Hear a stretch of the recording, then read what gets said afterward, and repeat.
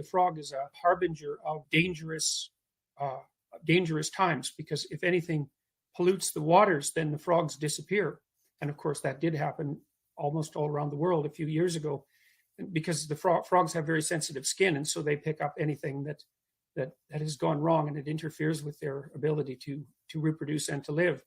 And so I would say that as spokes frog, I'm announcing that there's something polluted about the water in which we're all swimming, and that we better clean it up, and or there's going to be, the frog is a harbinger of danger.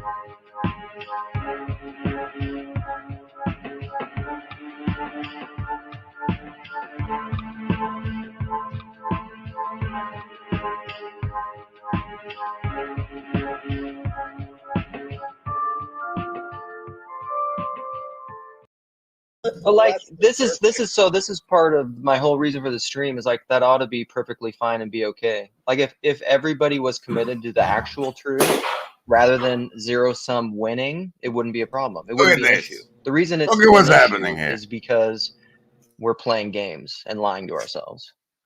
And Jacob mutes himself out of sheer determination. I muted myself because there's construction in my apartment.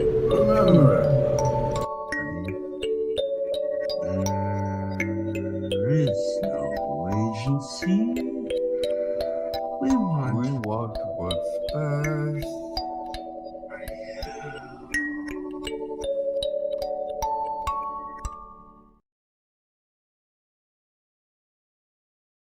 Woe to me for falling out of favor, I suppose.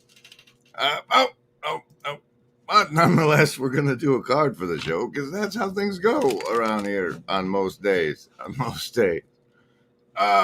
Queen of Hearts today. There's a song about her, if I remember right.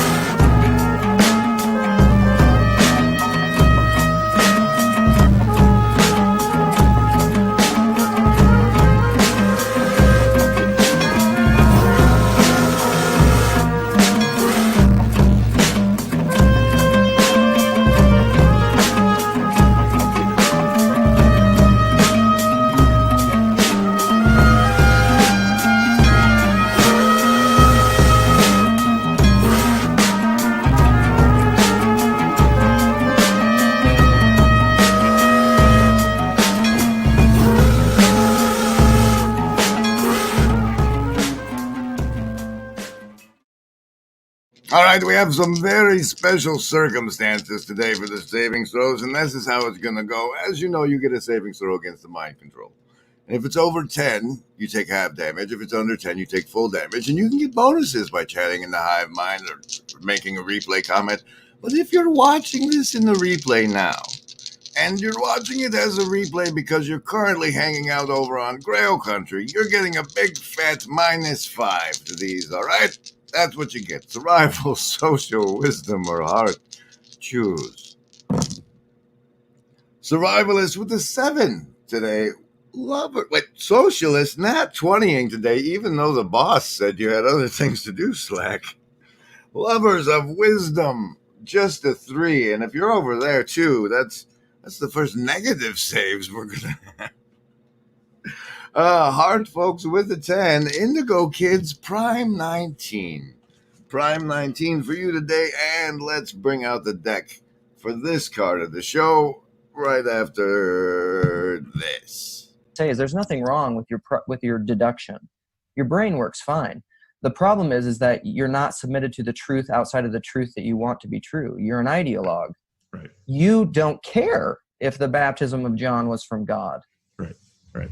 You're not submitted to the truth. Right. You're too concerned with your own position and power and authority. Right. Your monarchical vision. Now the question is whether or not they're getting people to talk about the live current events over at Grail Country, to which the official position of the Grimgriz stream is let's get that third temple built.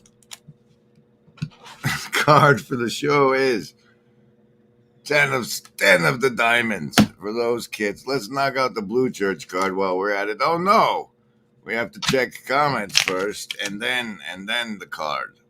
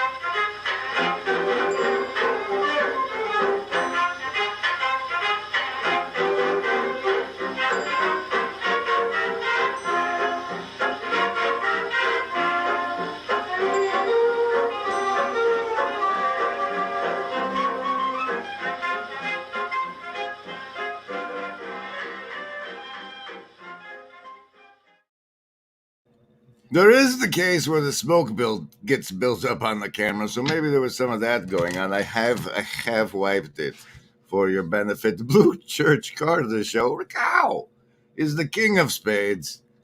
Oh, what kind of show is this? Hey, Spoon Man, good to see you. Sorry about that wisdom roll. You know how that works. Here's something I probably won't get away with playing. Adam names, you see. Adam names all the animals, but he didn't find the help against him. Okay? So, but the vampire found a way not to die. Found a way not to never lose control, but to preserve themselves forever by Mom, I know all about cannibalism. using the foreigner. I saw it on TV. See? It's okay. You saw it on the television.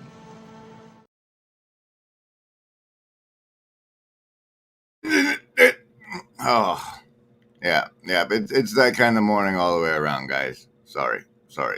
We have those around here. It's apparently 2 in a row. How's everybody else doing this morning? Yes, it was Brad Pitt and Tom Cruise from the film Interview with the Vampire or a Vampire. It's a Mandela, but yes, that was them, and probably what they're not going to allow as far as me to run on a stream, since movies and whatnot. Okay, we have a thumbnail. Do we have a thumbnail today? Yes, we do. It's Lungs of Clay with "What Does It Take to Move a Man?" When does a man join a movement? Is it bowel? What? No, stop it. Stop it. Remember it. This we walk past.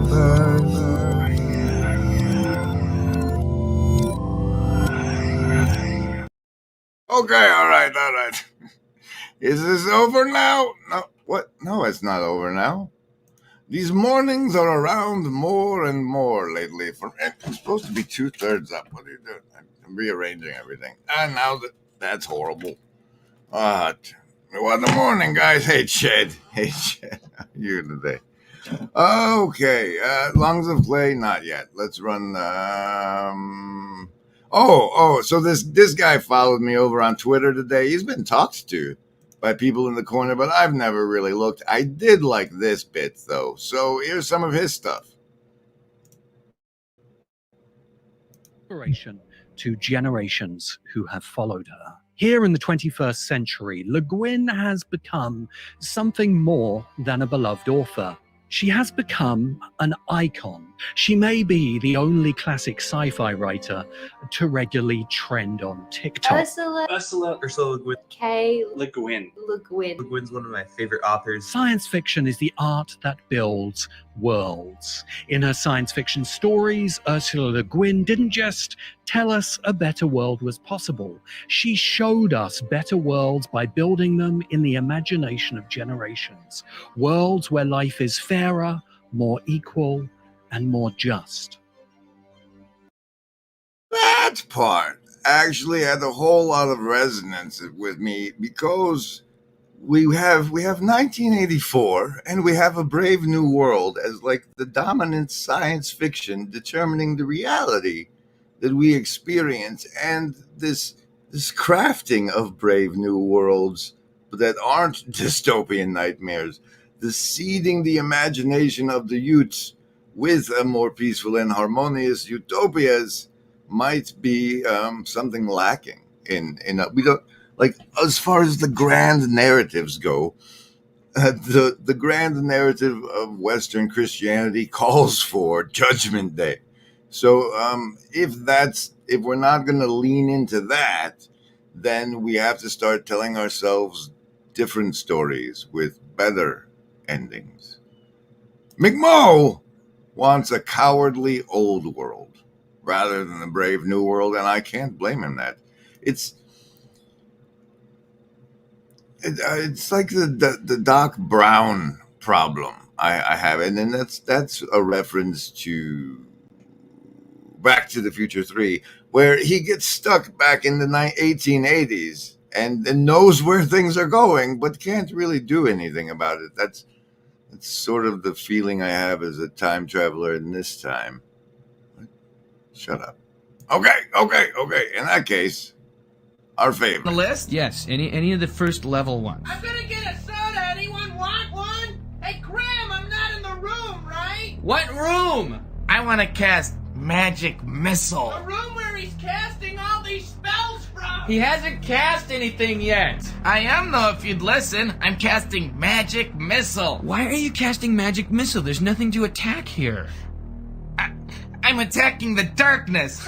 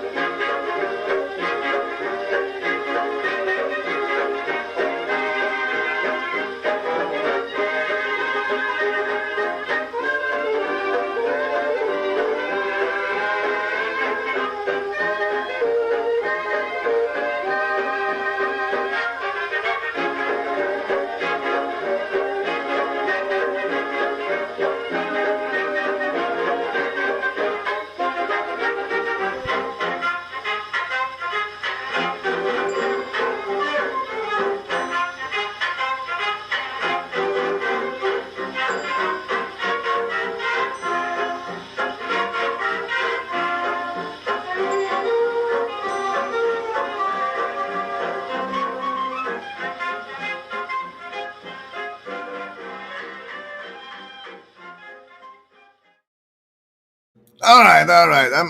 I'm kind of glad you're here, Bo. Oh wait, I'm really glad you're here. But this morning again, you went back to this Piers Morgan piece, and I think I'm going to play with it some. So let's Question of belief in God. Wait, let's start at 33. Oh yeah, you had this guy. You love. I would be curious what a conversation between me and this Daniel Wood fellow would be like. And then you're going to have to ask Boltman, well, what exactly is the nature of this salvation anyway? We can now import that basic idea behind the preaching into our worldview today. All right. It proclaims in the language of mythology that the last time has now come. In the fullness of time, God sent forth his son. Remember, this is what he's saying is not true. A pre-existent divine being who appears on earth as a man. He dies the death of a sinner on the cross and makes atonement for the sins of men. His resurrection marks the beginning of the cosmic catastrophe. Death, the consequence of Adam's sin, is a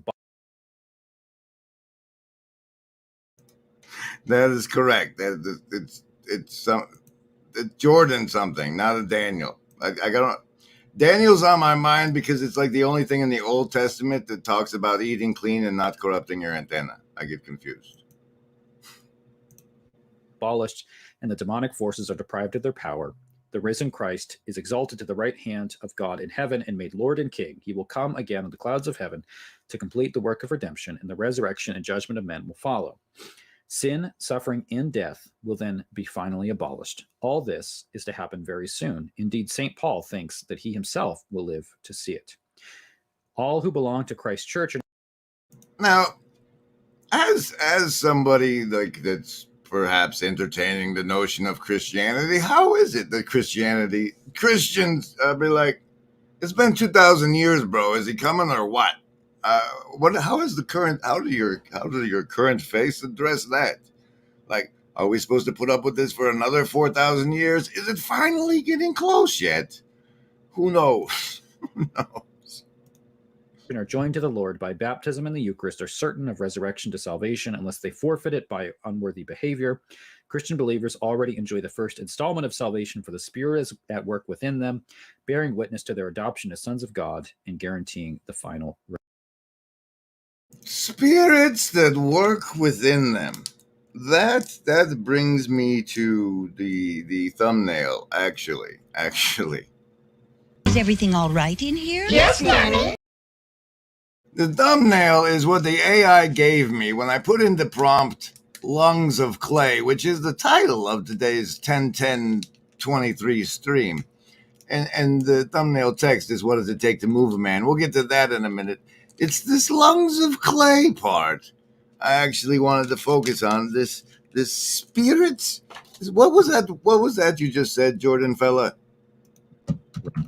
worthy behavior. Christian believers already enjoy the first installment of salvation, for the Spirit is at work within them, bearing witness to their adoption as sons of God and guaranteeing the final resurrection. Okay.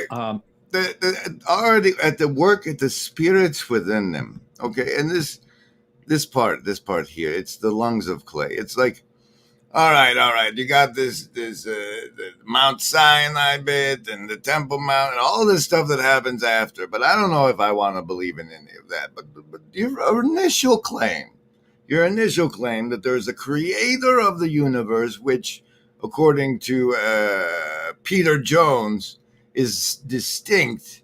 The big fight between pagan Gnosticism and Christianity is whether or not it's dualism or monism, whereas like the creator and the creation are inseparate in monism, and in dualism the creator and the creation are separated things. And this is the one that is the Christianity and our standard religions, and deep down in the people of the book they say that God breathed the breath of life into these clay things, in which makes us the clay lungs of God. And the reason that stuck to me, it's like the whole notion that we're God holding his breath is kind of beautiful to me. But let's see if the Niebermauer part is what actually comes next in this. When does Paul come back on? There he is. All right, hold on. It might be here. Thing that is essential to Christianity here. He's saying all of that is mythology. Now it's helpful because, again, this sort of sets up the modernist fundamentalist fight. It sets up those who would say, okay, we're going to demythologize it. And what tends to be left is morality and politics.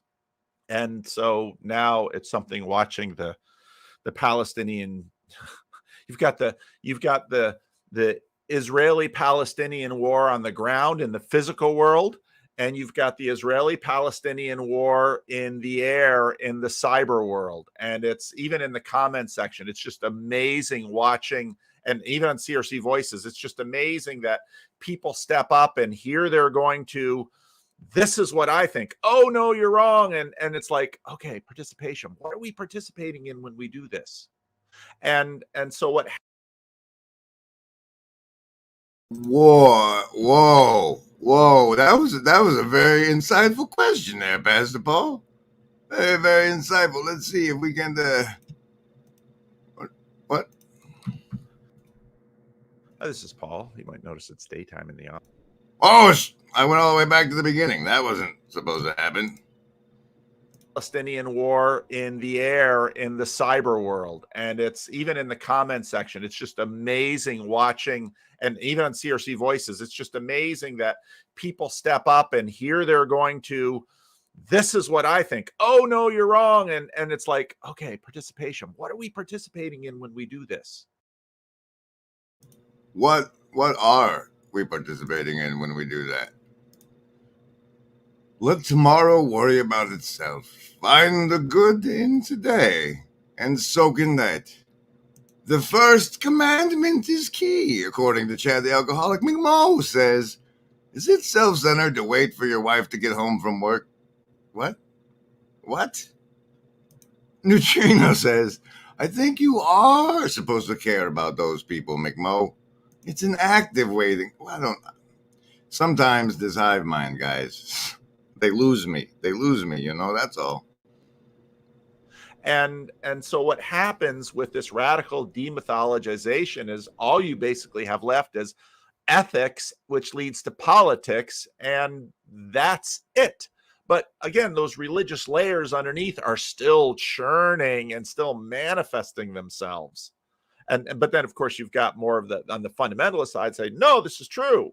We're expecting the second coming of Jesus, and we're expecting to have an experiential heaven. And if you look at the Pierce Morgan question with Jordan Peterson, all of those questions that Pierce Morgan is asking, these are all taken from the 20th century fight book of, well, I could just show you because it's Pierce Morgan has never been initiated into this formally, consciously, but by virtue of his culture, by virtue of his mapping, he's initiated into it.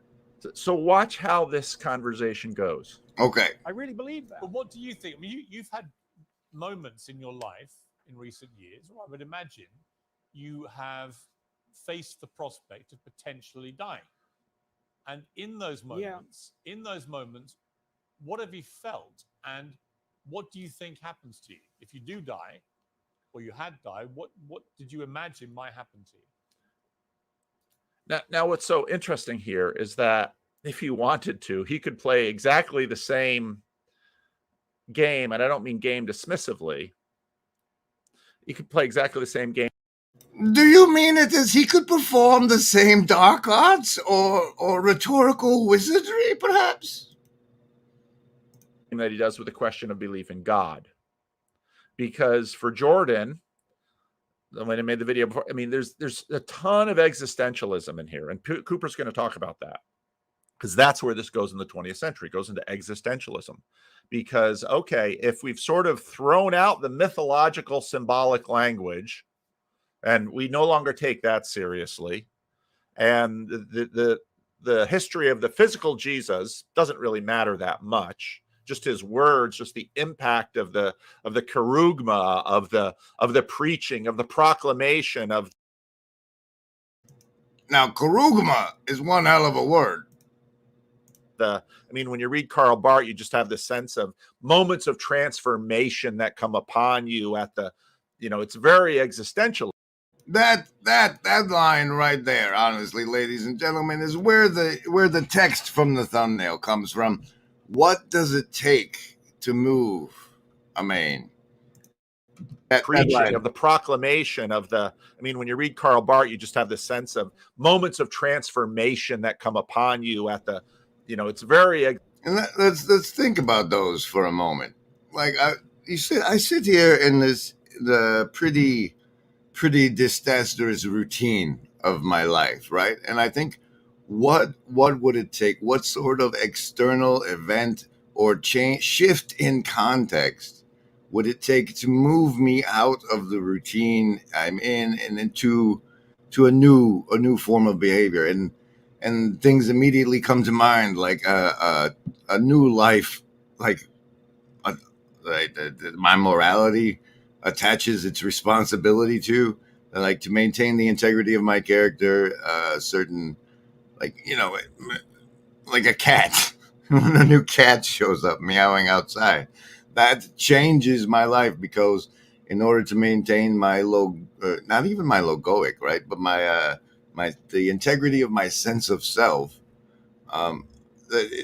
certain contexts and situations would demand a response and a shift. And those things are my first guesses as what it takes to move a man. We're going to go back into that at the end of the stream, I think.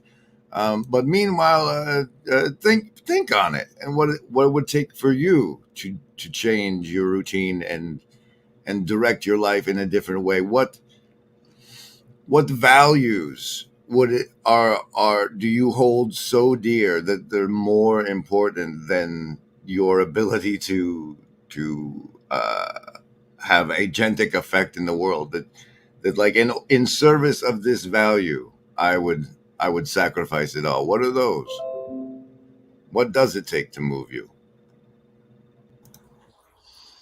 We all know that there is no agency any living gent can see. Doing what is right for me is lifting up my bro so he can grow some eyes to see that doing what is right for me increases all our agency. All right, let me get to the lungs of clay part. Now the whole shebang, right?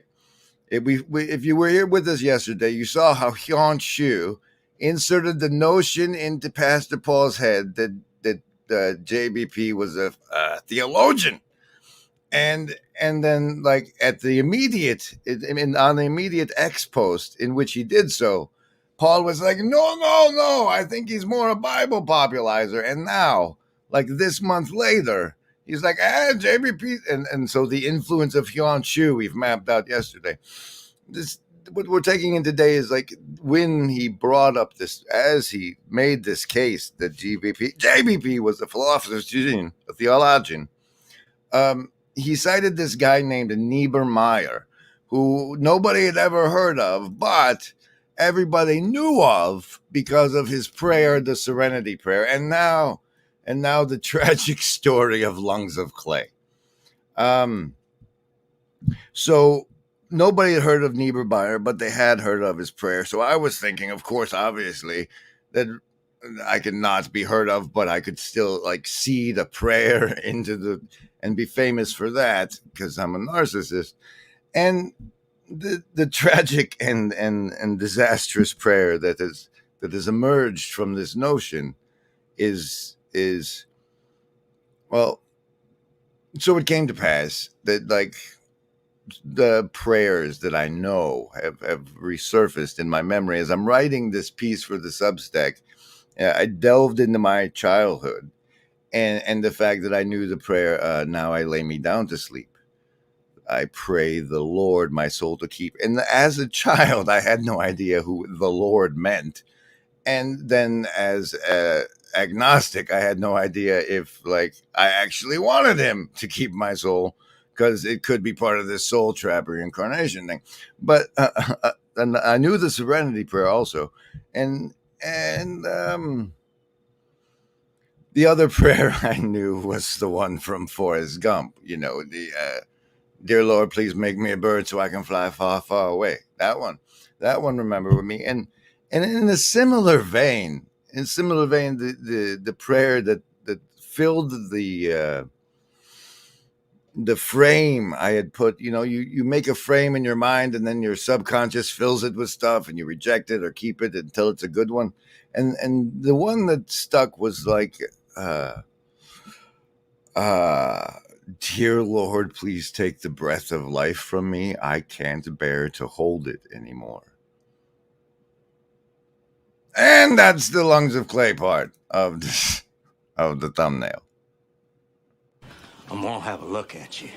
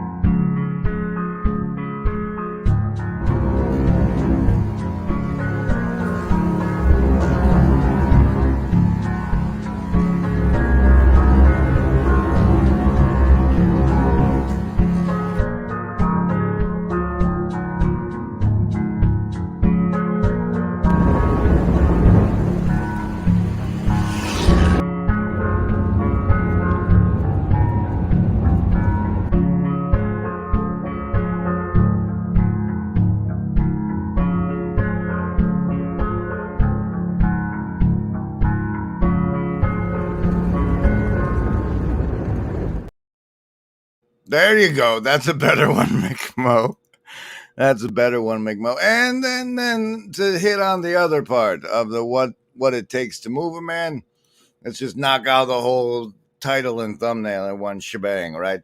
What it takes to move a man always reminds me of the what was brought to me by George R.R. Martin in the form first of the books and then in the HBO reproduction of the Game of Thrones. The scene where Tyrion and old the spider, what's it, Varys and Tyrion are sitting there, and he says, Varys says to Tyrion, he says, "You like riddles, my lord?" And then he does the riddle, and the riddle is there's a man with a sword, and he comes into a room, and there's the bishop or the priest guy, and then there's the king guy, and then there's some other fella. And all three of the fellas tell the guy with the sword to kill the other two. And in that riddleic situation, it's revealed that what's the most important thing in that situation is what the man with the sword believes. And similarly, in the mysterious conversation I had with that Tyler fella that is oddly unclippable, he mentions how that Eric Weinstein fella like ignores the fact that we've taken this mind, this power, what it takes to move a man is something that we've been studying at least like since the 1900s with as if the fate of the species depended on it. We've been studying and working this, and that is the dark arts we swim in, for which I give you the mind control. Right. Oh, and now we're going to play with Pearson Peterson and more of this Pastor Paul coverage. We're going to have fun with it, though. So get ready for the fun part. And to help you get ready for the fun part, we will... did we do the train already? Let's take the train. Train to Fun Town, boys.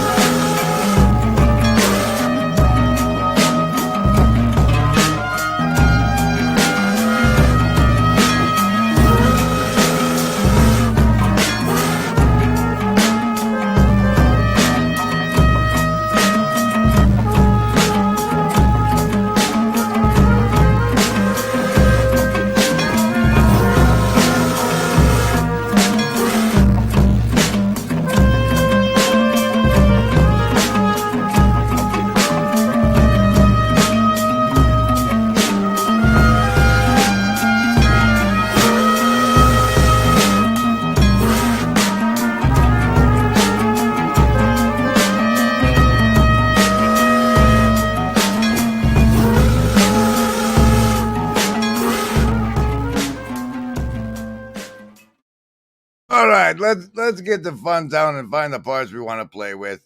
And yes, stay regular. Stay regular. Do a movement practice daily. 2 or 3 times if you need to. Existentialist. Now, Peterson's caught in all of this trap here, and I don't know. I doubt he's ever read any Bultmann.